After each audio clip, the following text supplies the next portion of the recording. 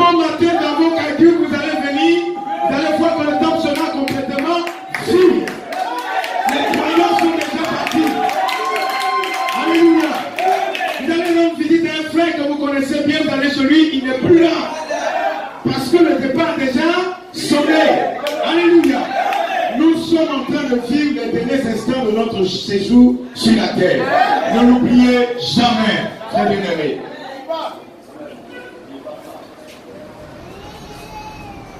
Amen. Normalement, ce matin, c'est le pasteur qui doit prêcher. Voilà qu'il me dit qu'il n'est pas disposé. Ah, ça devient un peu compliqué. Mais ce n'est pas un souci. On compte sur la grâce de Dieu.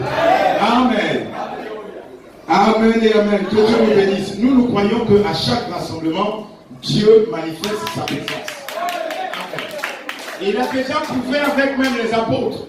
Quand les apôtres ont quitté la scène, le Saint-Esprit n'avait pas quitté la scène. Parce que l'épouse était encore sur la terre. Quand le prophète de l'âge Branham a quitté la scène, le Saint-Esprit n'a pas été dans sa tombe. Amen. Le Saint-Esprit est resté sur la scène en train de continuer à préparer l'épouse, toi et moi, aujourd'hui devant le Seigneur. Amen, que Dieu soit béni. Nous allons prendre une petite écoute, exhortation de la parole de Dieu avant de rentrer. Quand Frère Kobou est là, il va nous aider. On est dans 2 Rois, chapitre 6. Il va lire à partir du verset 14. 2 Rois, chapitre 6, à partir du verset 14. Frère Kobou, si tu peux lire ça pour nous. Verset 14 et en descendant. Il y envoya des chevaux, des chars et une forte troupe qui arrivèrent de nuit et qui enveloppèrent la ville. Le serviteur de l'homme de Dieu se leva de bon matin et sortit. Et voici, une troupe entourait la ville, avec des chevaux et des chars. Et le serviteur dit à l'homme de Dieu, « Ah, mon Seigneur, comment ferons-nous » Il répondit, « Ne crée point, car ceux qui sont avec nous sont en plus grand nombre que ceux qui sont avec eux. » Amen. Élisée pria et dit, « Éternel, ouvre ses yeux pour qu'il voie. » Et l'Éternel ouvrit les yeux du serviteur qui vit la montagne pleine de chevaux et de chars de feu autour d'Élisée. Amen. Les Syriens descendirent vers Élisée. Il adressa alors cette prière à l'Éternel. Daigne frapper d'aveuglement cette nation. Et l'Éternel les frappa d'aveuglement selon la parole d'Élisée. Amen. Dieu notre Père, comme nous sommes que des hommes, ayant été à l'école, nous savons lire. Nous avons lu toutes sortes de choses sur la terre, Seigneur. Et comme nous venons de lire la parole de notre Père, nous croyons que cela n'est pas suffisant de lire la Bible. Ce qui est très important, plus important que tout, c'est que toi tu donnes l'interprétation de ce qui vient d'être lu. Seigneur Dieu, c'est pourquoi pour avoir cette interprétation, nous voulons que le Saint-Esprit descende encore ce matin parmi nous, qu'il envoie la vie de cette parole dans notre cœur, afin de nous parler, de nous réjouir encore ce matin, et que chaque frère et chaque soeur puisse repartir chez lui, afin une portion de l'éternité dans son cœur. Accorde cette grâce, Père. Guéris quiconque est malade ce matin, Père. Délivre quiconque est possédé, oh Dieu. Sauve celui qui n'est pas encore sauvé, Seigneur. Ramène tout le monde, notre Père, dans la gloire de la Shekinah encore ce matin, au nom de Jésus, notre Sauveur. Amen. Que Dieu nous bénisse et que le Seigneur ajoute sa bénédiction à sa parole. Comme je l'ai dit, c'est une courte exhortation que nous voulons avoir de la parole de Dieu. Alors, dans le contexte de ce que mon frère vient de lire, c'était l'armée des Syriens qui était à la recherche de Élisée le prophète. Parce que Élisée avait prophétisé des choses qui se sont accomplies contre le peuple, et alors depuis, on cherchait à le tuer. Amen. Amen. Maintenant, ils sont arrivés à l'endroit où Élisée se tenait avec un de ses serviteurs du nom de Géasi. À cet endroit-là, le matin, Géasi se réveille, il veut faire ses promenades habituelles, il arrive, il voit que tout le lieu où ils sont là ont été entourés par des chars, par des militaires, tous des Syriens qui venaient pour les attaquer. Amen. Alors tout de suite, comme un homme naturel, La panique, c'est en parler de Géasi. Il a eu peur. Et regardez la réponse qu'il a posée, la question qu'il a adressée du moins à l'homme de Dieu. Ah, mon Seigneur, comment ferons-nous? Je vois qu'il y a des militaires autour. Ils sont venus contre nous deux seuls. Ils ont pris leurs chevaux, leurs chars, tout ça dans le seul but de s'opposer à nous. Ils veulent nous tuer. Qu'est-ce qu'on va faire? Alléluia. Comment s'il peut arriver à des croyants sur la terre pendant qu'ils vivent de paniquer lorsqu'il y a une situation de trouble, d'être un peu découragé, carrément épouvanté parce qu'il y a une situation difficile devant toi, et tout de suite on oublie toute la confiance que nous avons au Seigneur, on oublie toutes les promesses que Dieu nous avait faites, toute la promesse que le Seigneur avait dit: je suis avec vous tous les jours jusqu'à la fin du monde. Le croyant a oublié parce qu'il y a une situation difficile. Parce qu'il y a une situation, comme il ne peut pas trouver de lui-même une solution, la réaction de son cœur, c'est d'être paniqué. Non, frère, cela ne doit pas être ainsi. Ce matin encore, je voulais apporter cette petite exhortation pour ramener l'Église à avoir confiance en Dieu et en Dieu seul. En lui et en lui seul. Amen. Vous savez que devant la réaction de panique ou bien de peur, c'est un manque de confiance que vous exprimez. Est-ce que vous savez ça? L'Église ne voit pas encore ces choses. Mais allons-y, rentrons bien dans l'Écriture et puis essayez de comprendre. Pendant que Géasi, lui, il avait peur en posant la question à Élisée: mais qu'est-ce qu'on va faire? Ceux qui sont là, ils sont plus nombreux que nous. Ils vont nous détruire. Qu'est-ce qu'on va faire? Géasi était paniqué. Maintenant, regardez la réponse de l'homme de Dieu, du prophète. Il répondit: ne crains point. Car, pourquoi je ne vais pas craindre? Pourquoi je ne dois pas craindre? Car ceux qui sont avec nous sont plus nombreux, sont en grand nombre que ceux qui sont avec eux. Amen. Alléluia. Frère bien-aimé, faites attention. Quand Élisée disait ça, il n'y avait rien physiquement. Vous ne voyez absolument rien. Mais Élisée parlait par la foi, à cause de la confiance qu'il avait toujours en Dieu, à cause de ce qu'il savait que Dieu a dit qu'il sera toujours avec toi. Peu importe le lieu où tu vas, la promesse de Dieu demeure. Donc ce qui fait que devant le problème, devant l'adversité, ce n'est pas la peine de paniquer. Dieu tient sa parole. C'est pourquoi quand bien même Élisée n'avait rien vu, il a dit à son serviteur: ne crains rien, ceux qui sont avec nous sont plus grands que ceux qui sont avec eux. Toi, le reste, ne sois pas effrayé, reste calme. Amen. Reste calme. Alléluia. Parce que la promesse de Dieu est restée toujours valable. Alléluia. Alléluia. Maintenant, remarquez une chose que l'Éternité a faite. Élisée pria et dit: Éternel, ouvre ses yeux pour qu'il voie. Et l'Éternel ouvrit les yeux du serviteur, qui vit la montagne pleine de chevaux et de chars et le feu autour d'Élisée. Amen. Amen. Donc, la leçon pour ce matin, c'est que aussi longtemps que vous n'avez pas un sens spirituel élevé, vous allez rester dans les considérations de la chair. C'est là que la peur s'installe, c'est là que le manque de confiance s'installe, c'est là que le cœur est effrayé. Parce que vous n'êtes pas habitué à avoir un sens spirituel élevé.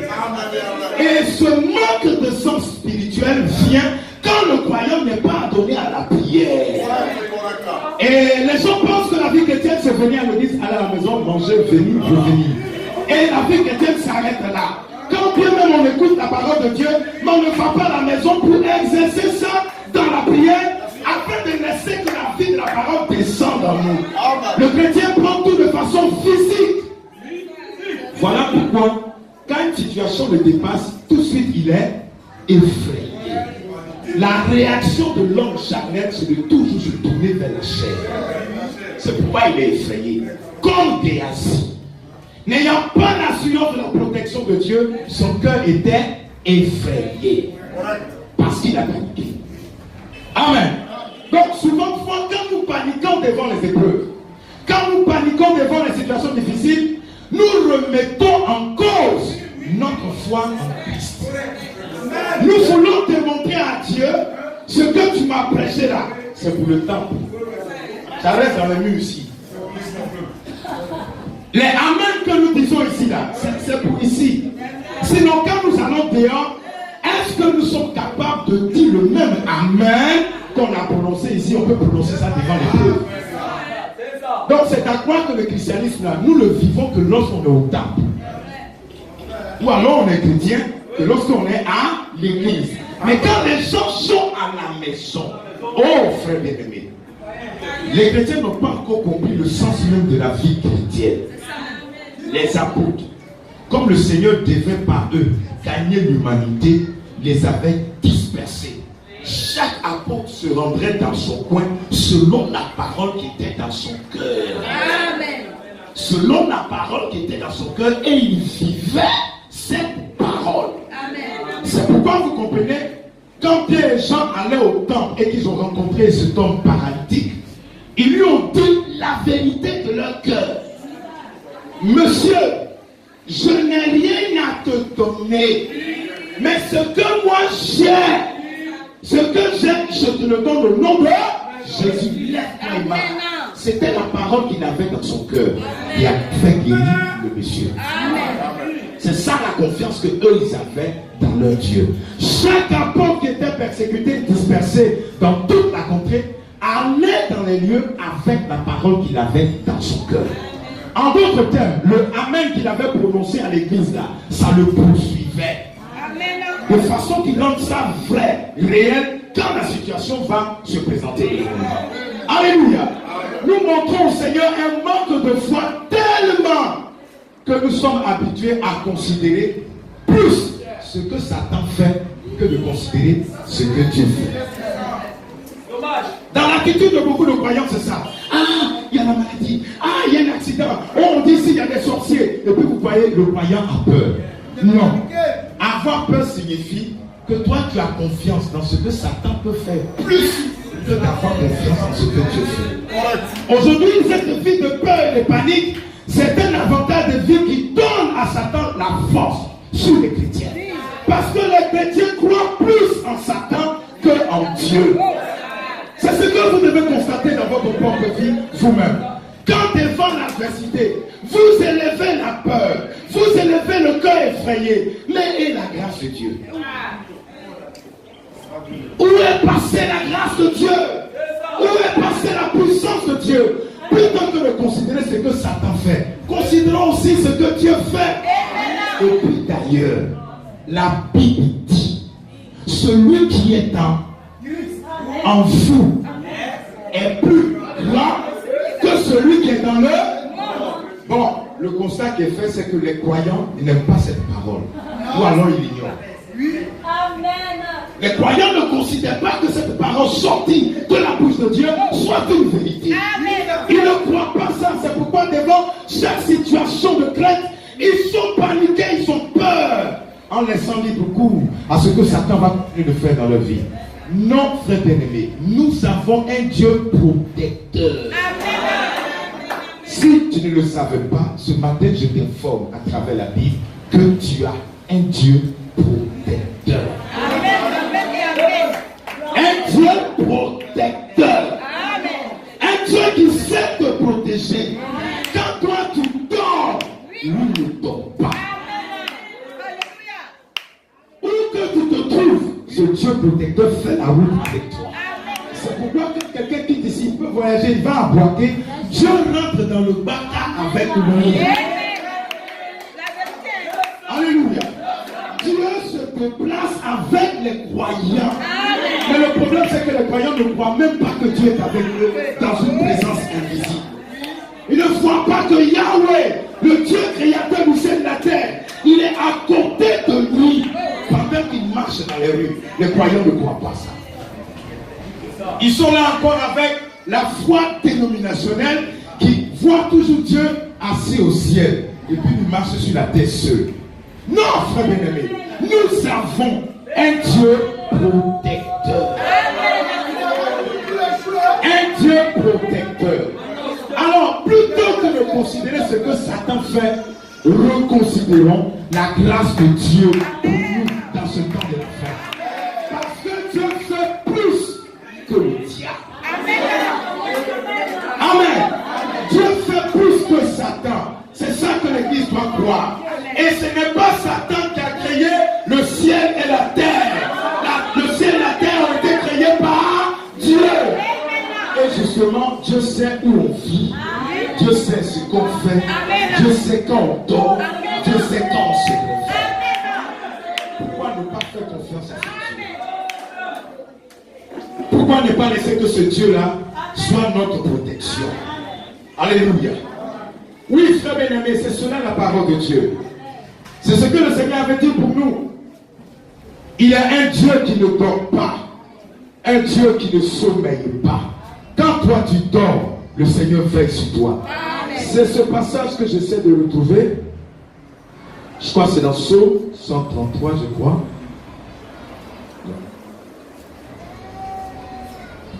Pas 133. Bien, Psaume 100. Excusez-moi, je vais retrouver ça rapidement.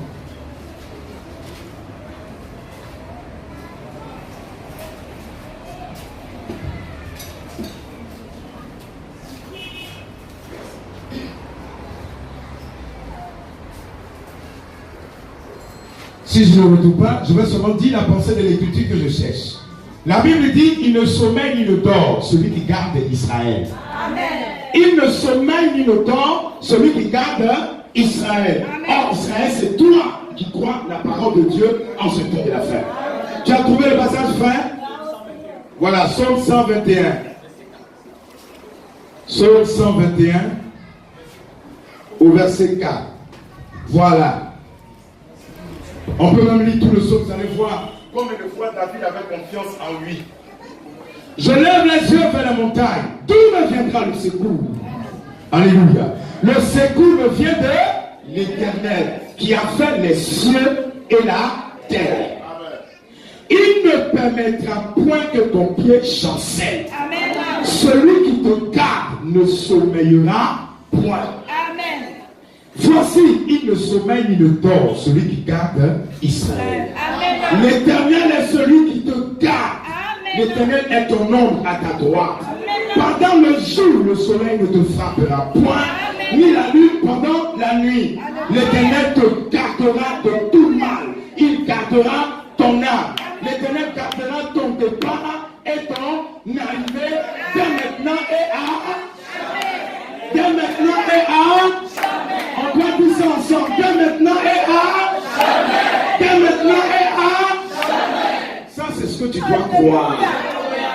Tu dois croire que dès maintenant et à jamais, l'Éternel me. Alléluia. C'est ce que tu dois croire. De façon que quand tu marches dans les rues et que le diable a préparé un problème pour te vaincre, si le problème arrive devant toi, tu te souviens de cette parole qui te soutient. L'Éternel te gardera dès maintenant et à jamais. Ce qui fait que le problème que Satan a envoyé là, ce n'est rien devant la promesse de Dieu. Ce n'est absolument rien devant la promesse de Dieu. Et c'est ce que tu dois croire. Frère, si vous n'avez pas confiance en Dieu, ce n'est pas la peine de vous appeler chrétien. Si nous manquons de confiance en notre Dieu, être chrétien, ce n'est pas la peine. Ce n'est pas la peine. Autant devenir rosicrucien, ou bien écanca, ou bien ces loges-là, allez là-bas plutôt. Mais celui qui a confiance en Dieu, il croit que la parole de Dieu reste vraie pour sa vie tout le temps. La parole de Dieu reste vraie. Donc c'est pourquoi la meilleure attitude de foi à avoir, c'est de ne pas paniquer. De ne pas paniquer. Billy Paul, il rendait témoignage de son père, le prophète. Il a dit qu'il a reconnu dans son père que l'un des grands secrets de sa vie, foi, c'est que son papa n'a jamais paniqué devant un problème. Frère Branham avait cette maîtrise de soi. Quand bien même vous l'envoyez un cadavre, il n'est pas effrayé. Quelqu'un est malade, il n'est pas effrayé. Un accident se produit, il reste calme. Lui dit que mon père n'était jamais paniqué ni effrayé devant n'importe quelle situation. Amen. Le prophète nous montre par là que quand vous avez confiance, c'est comme les enfants. Quand un enfant a confiance à son père, il lui demande tout. Même il dit, il faut payer l'avion pour moi. Il croit que son père est capable d'accrocher l'avion pour lui donner. Même s'il ne pouvait que son papa est galère comme rien du tout. Mais l'enfant croit que son papa est capable d'acheter l'avion pour lui donner. Voilà une confiance. Voilà une telle confiance, frère bien-aimé. De savoir que même dans l'ignorance de son cœur, il croit que son papa est capable de tout. Il voit son papa capable de tout pour lui sur la terre. À plus forte raison, toi frères, toi sœurs. Nous avons le Dieu qui est plus que capable de tout. Nous avons ce Dieu qui est plus que capable de tout. Paniquer devant l'épreuve, nous faisons de Dieu un menteur. Un homme qui est incapable d'accomplir sa promesse. C'est pourquoi le voyant panique. C'est pourquoi il a peur. C'est pourquoi il est effrayé. Une maladie la honte tout de suite. La première réaction de son cœur, c'est de penser à la mort. Mais pourquoi? Je dis pourquoi? Donc tu es mort parce que tu es malade. Tu es mort parce que votre fille t'a cogné. Ce n'est pas possible. Amen. Il ne sommeille ni ne dort. Amen. Celui qui garde. C'est ça que nous devons croire. Amen. De façon que quand les épreuves viennent, quand Satan même envoie l'épreuve, il dit non, c'est pas la peine d'envoyer cette épreuve. Lui là, il est déjà vainqueur. Il ne sait pas qu'est-ce que je dois faire et puis je vais l'effrayer. Il n'est jamais effrayé. Son cœur est tranquille. Il a la maîtrise parce qu'il a confiance en son Dieu. Alléluia. Voilà comment nous devons vivre dans ce temps de la fin, parce que notre séjour sur la terre va bientôt prendre fin. Bientôt nous allons rentrer dans la phase de la disparition. On ne sera plus les croyants sur la terre. On sera déjà tous partis. Ceux qui ont pris le temps à présenter avec le christianisme, c'est eux qui vont rester sur la terre. Frère, je vous dis vrai, nous sommes en train de marcher vers la période de la disparition. C'est seulement ceux qui ont confiance en Dieu qui vont persévérer avec lui. Ceux qui ont confiance en Dieu. Une confiance entière et totale. Une confiance telle que quand Satan va proposer des menaces contre sa vie, tu dis le diable, tu n'es pas fatigué. Ça là, ce que tu envoies là, c'est quoi ça? Ce n'est rien du tout pour moi. Ce n'est rien du tout pour moi. Parce que je sais sur qui je m'appuie.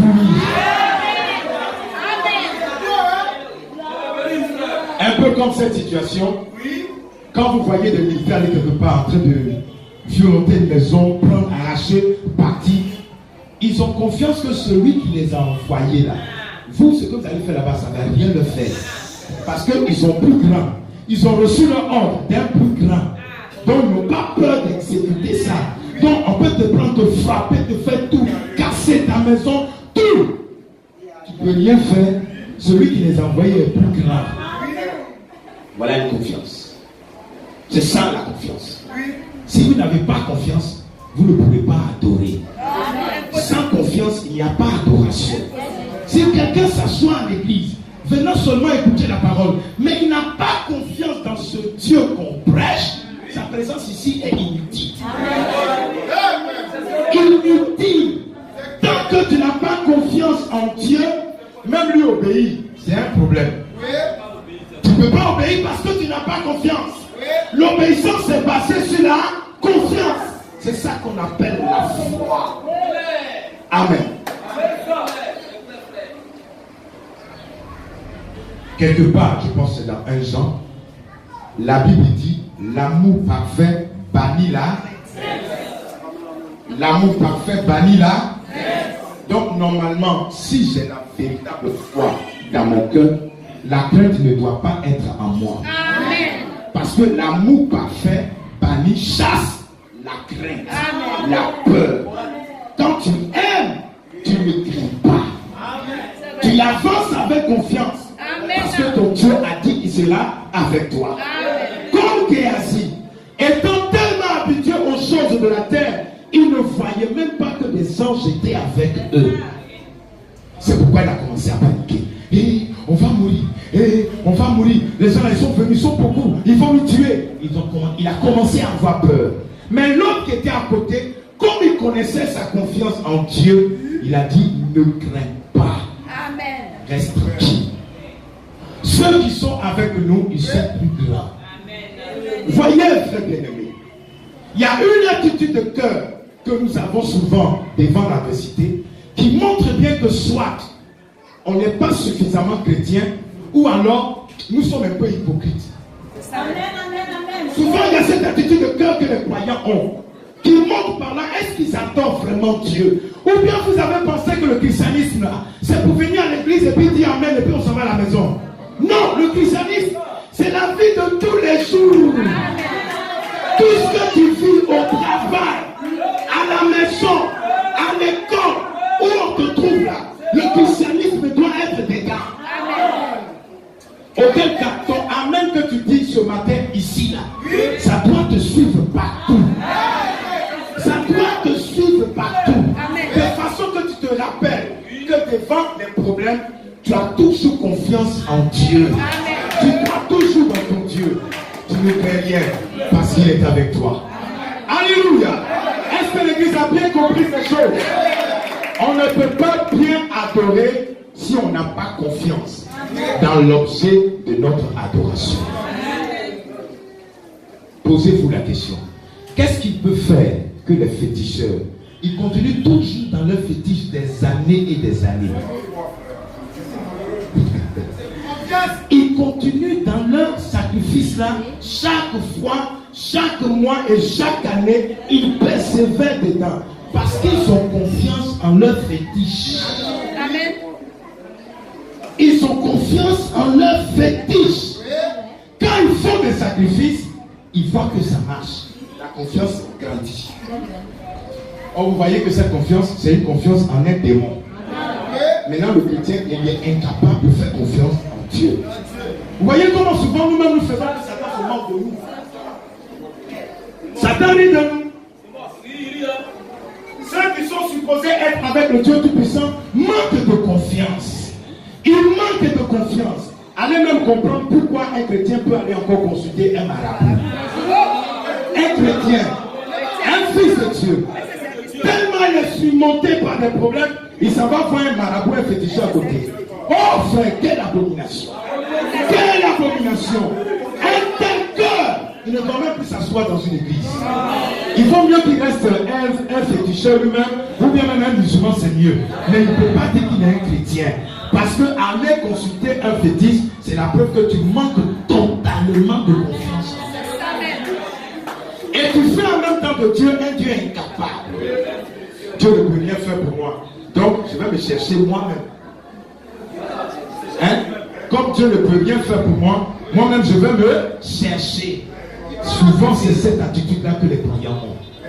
Une mauvaise attitude de cœur. Frère bien-aimé, voilà un peu l'exhortation ce matin. Reprenez confiance en Dieu. Amen. Croyez toujours votre Dieu et croyez-le capable. Amen. Croyez-le capable. Amen. Je vais encore lire ce passage de Psaume 91. Que l'Église revienne sur les bases solides de la foi. C'est la confiance. Les bases solides de la foi, c'est la confiance. Vous devez faire confiance dans le Dieu que vous priez. Si tu n'as pas confiance en lui, il ne faut pas dire que tu es son fils. Va devenir autre chose, mais ne t'appelle pas chrétien. Tant que tu n'as pas confiance en Dieu. Psaume 91. Et regardez, la Bible dit ceci en peu de mots. Celui qui demeure sous l'abri du Très-Haut repose à l'ombre du Tout-Puissant. Repose à l'ombre du Tout-Puissant. Celui qui demeure sous l'abri du Très-Haut. Alléluia. Mais l'abri du Très-Haut, là, c'est quoi? C'est sa parole.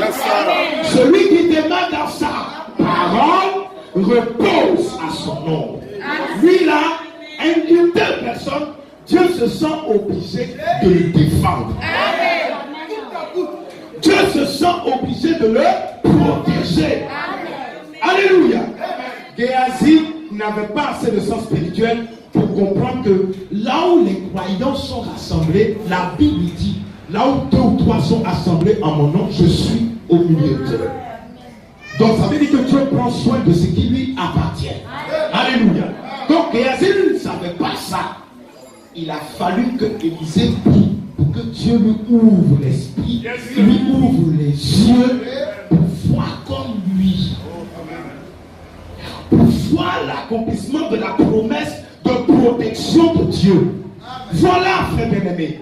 Ne pensez pas que quand vous marchez dans les rues, quand vous dormez, quand vous vous réveillez, ou quand vous allez au travail ou à l'école, ne pensez jamais que vous êtes seul.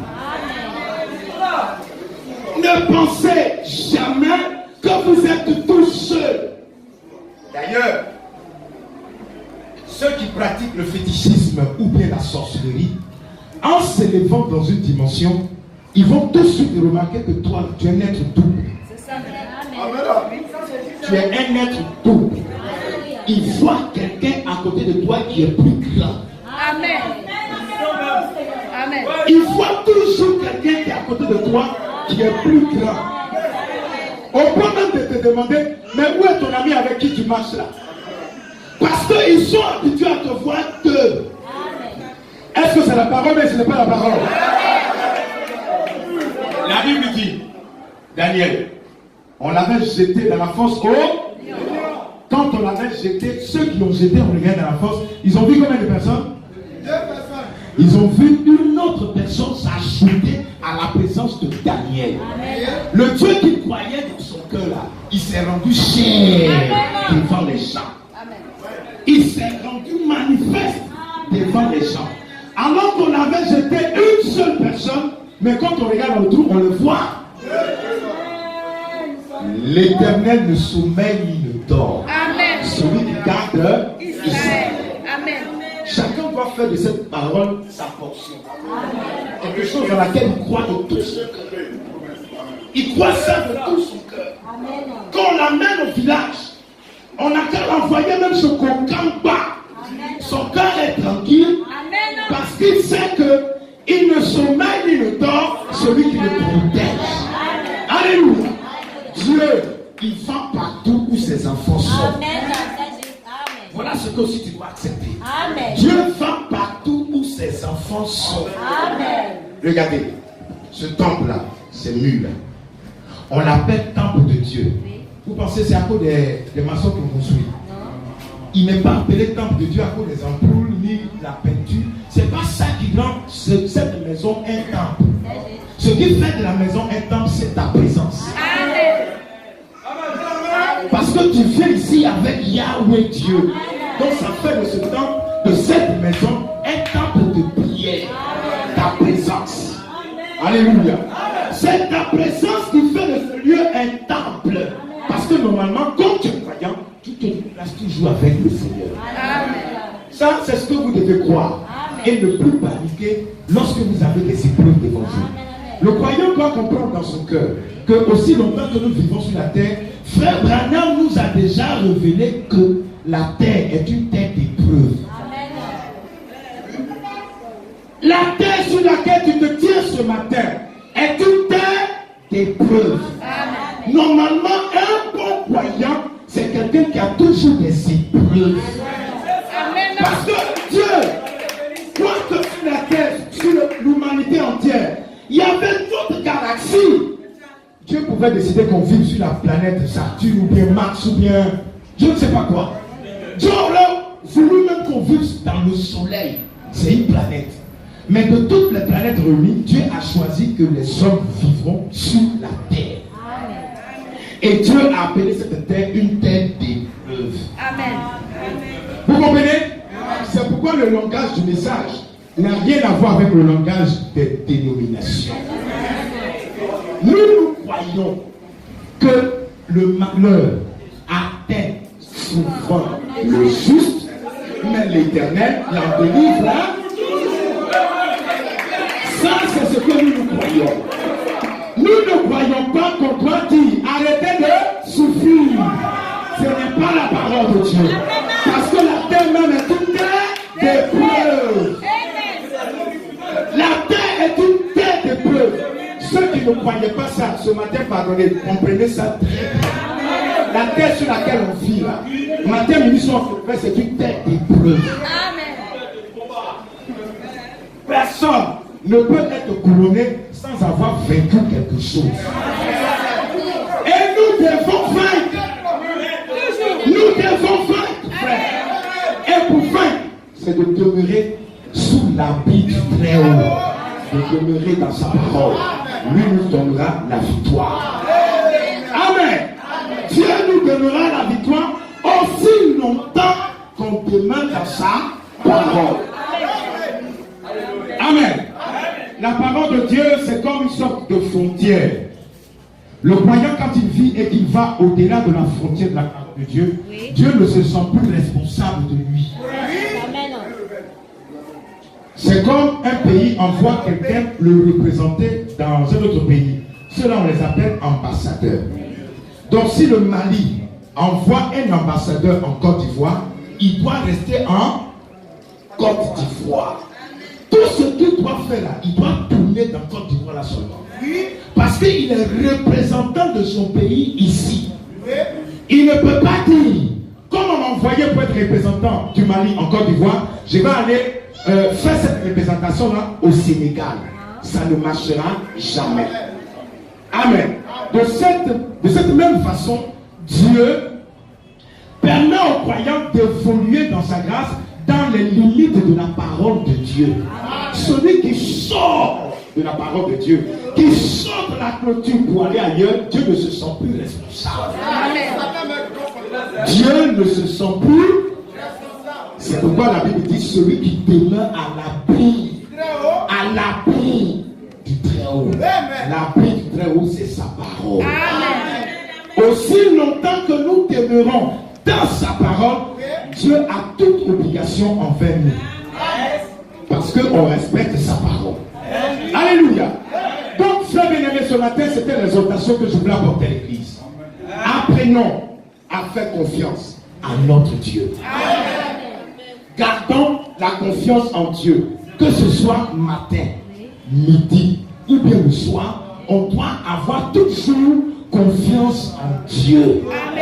Et la pensée selon laquelle un croyant ne doit pas souffrir, enlevez ça de votre esprit.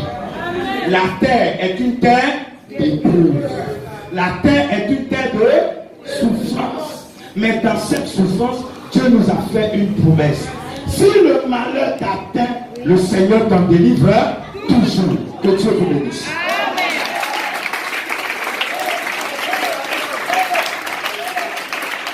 Nous allons remercier simplement le Seigneur pour ce matin.